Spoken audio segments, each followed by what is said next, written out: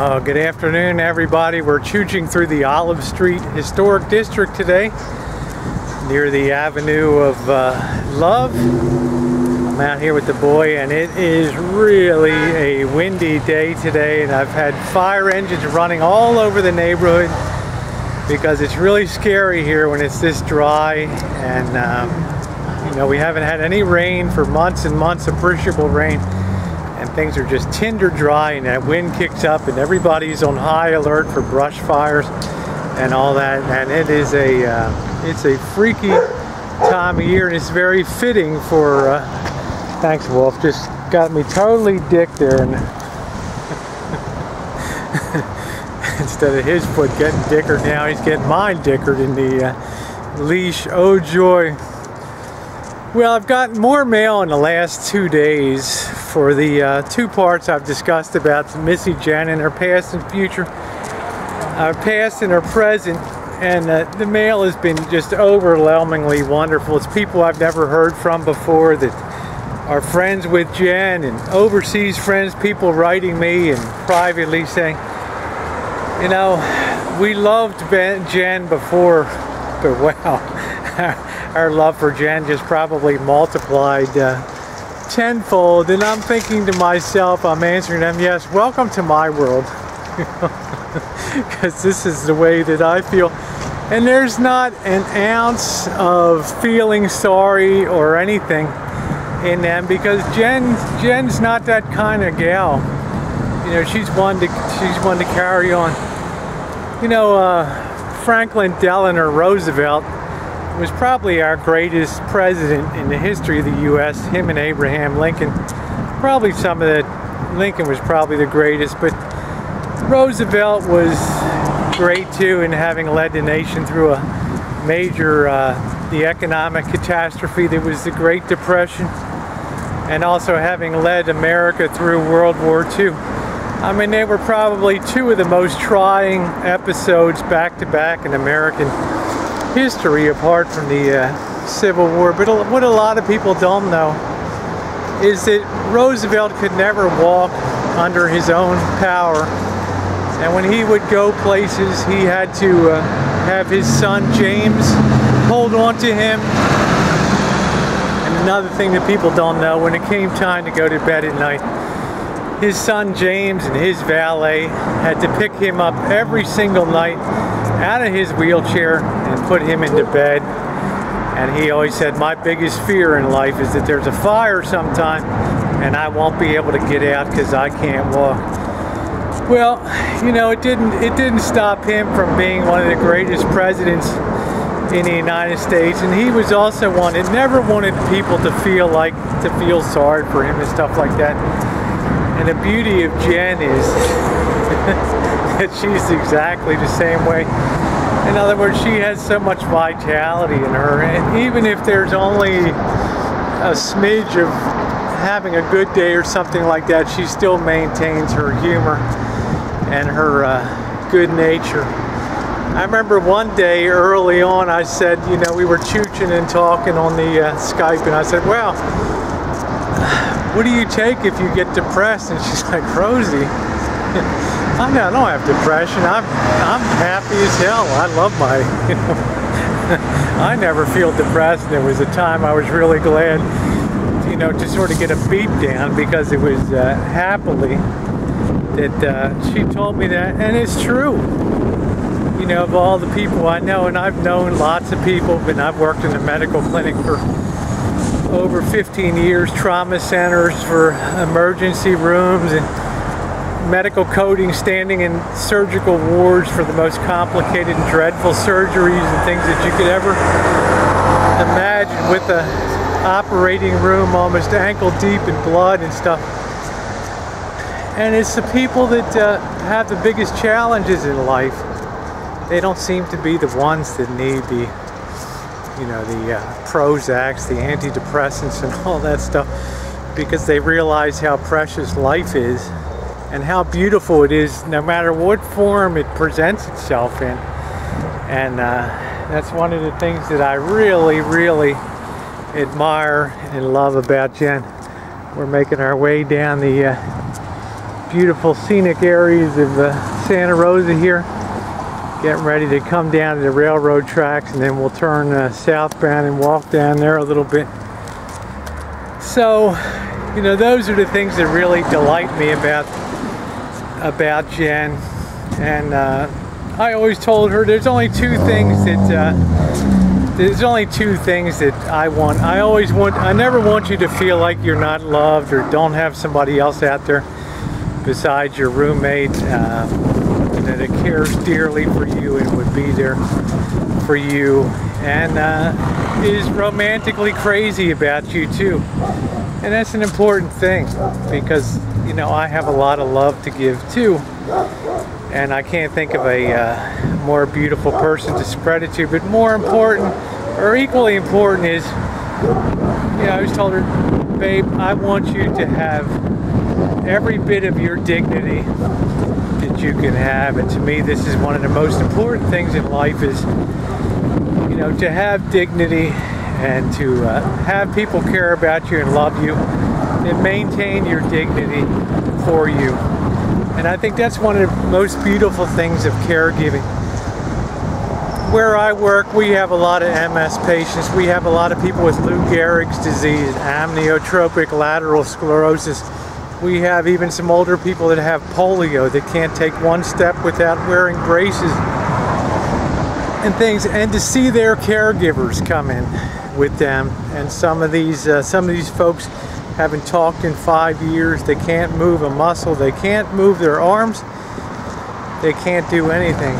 But you know what? You look at those caregivers and you look at the look in their eyes and the way these people interact with just eye contact, and you get chills up your spine because of the beautiful love that you feel like these two people have, that they don't have to have words. They don't have to have anything at all. And you know, to be that way, to me, is just, it's the height of awesomeness. And I just feel like yeah, I can do that. You know, I feel that love, and I feel that feeling, and I thought, this is really what love is really all about. Nobody says it's an easy road. It's always very frightening when somebody says, I can't talk, and you realize to yourself that you know, you've got to take other steps to start to learn to communicate and things. Jenn said before, when she lost her ability to speak and had to learn to speak again and walk, that she had studied sign language. And interestingly enough, when my kids were younger and were first born and were really little, we always liked to try to do sort of intellectual exercises to try to learn new things, and we all decided to try to learn sign language. And of course, the kids were young, and in a matter of 2 weeks they had all the A's, the B's, everything down, and old Dad was struggling to get through the C's. But I eventually learned a lot of the letters and things like that. But that's a small price to it's such a small thing to do, to be able to ensure communication and things. And I thought, if I could learn Mandarin Chinese in my 30s, then I could probably do anything at all. So it's going to be a joy to do that and have that alternative means of communication. But you know, I'll be quite frank with you guys too. I do have the wherewithal to you know, to take care of Jenn, if she allows me, and if the future holds that. And it's totally up to Jenn. You know, she had thought, you know, I originally thought she could come out to the rancho, because I think the standards of medical care in the Bay Area are the highest in the country. I mean, Stanford University just bagged its second Nobel Prize this week down there. Stanford University and the medical schools, and UCSF, and we have such, UCLA have such fine institutions. And I'd always thought that she could probably get a better level of care. But you know, Jenn is such that she lives with her roommate, and you know, her roommates making payments on the house and stuff like that. And without Jenn, you know, it would be difficult to keep that up. And she's such that she would turn her back and for the greater good sacrifice herself and probably her own happiness and probably a bit of her health too, because she's an amazingly loyal person. So I kind of decided if you know, I go out there to meet her, and I know we're going to get on great because we just have that that lock in the, you know, people have a lock on their heart, and if your tumbler, if your key goes in there and it hits just the right tumblers and things, it snaps that lock open and you have their heart. And I like to feel like we have each other's heart. But I tell you what, guys, if she just tells me the way it is, and if she would be happier doing something else or being with somebody else, I would never stand in the way of her happiness, because I think that's what true love is, to stand up and say, okay, if it's best for you, then I want it that way too. But you know, I feel like she deserves the love and the romantic love of somebody bringing her flowers, and you know, it's apart from somebody that you just live with and things. And why shouldn't she have that joy in her life? And you know, she has some friends out there in the area where she lives, and if she's happy with them, then, you know, I certainly have the ability with my Chooch and personality and my cam to be out there and make new friends and all that. And I have every confidence in myself, but her happiness is the driver of the whole thing. And we've also discussed that I'd really like her to have a full evaluation and workup at the foremost clinic for the study and treatment of multiple sclerosis in the United States, the Cleveland Clinic in Cleveland, Ohio. And I just think it's something that we've been talking about doing, because I wouldn't rest easy if you know, if she didn't have that that type of evaluation that with my resources I could arrange for her. Please don't get the idea that Jenn doesn't have a lot of wherewithal and all that. She's not rich by any means, but she worked very hard to take care of herself and ensure that she would have everything that she needs, and she does. She has a beautiful vehicle. She's got, she chooches along on her pads and things and computers, and she's, you know, she's a remarkable person. There's nothing I can offer her. You know, financially, the only thing I can offer her is the true love that comes from really loving somebody and being able to share that on YouTube. She realizes, getting to the point now where she's less able to walk around and less able to have the mobility that all of you are used to seeing on YouTube.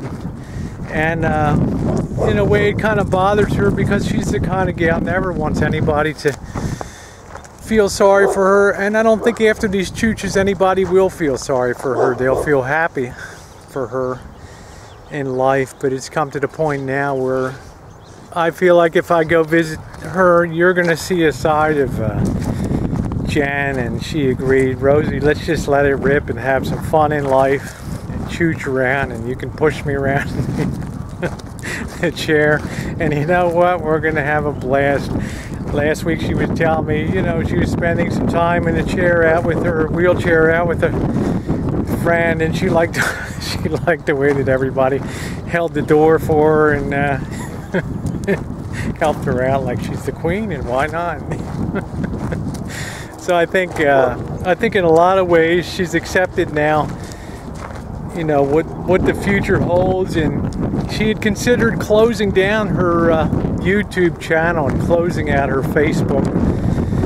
But I like to think, with your feedback and support and my love, I think it's more important than ever before that you keep an eye on Jenn and Jenn's life and my life, and you know, really see what two people in love are capable of in our lives and things. I don't think it's often in YouTube you get a chance to really get down to gut level living and things and see that disabilities don't define people in life.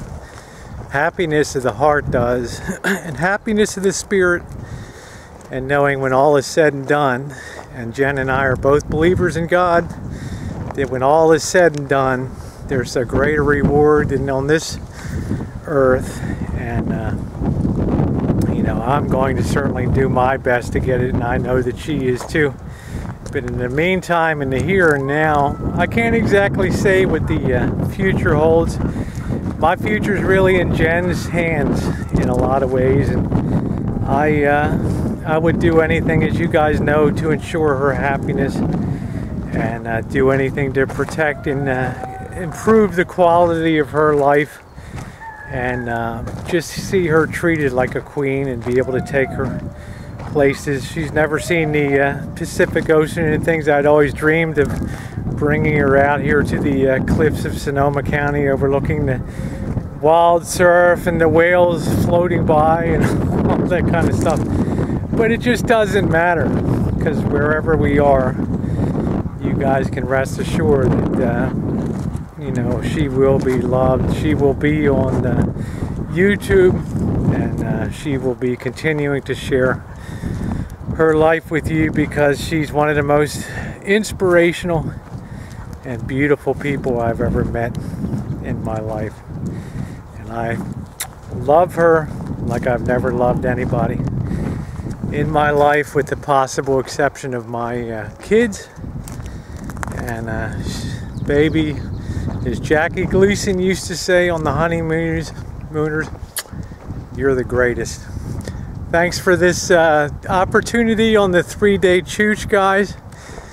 And I know you'll join me in wishing all the best as Missy Jenn has her recovery here in the hospital, and she walked her first 100 feet today on her new hip, and I was so happy with joy. I just burst into tears when she posted that on one day, not even 24 hours after surgery. That's the kind of remarkable woman that she is. Well, it's been a long chooch.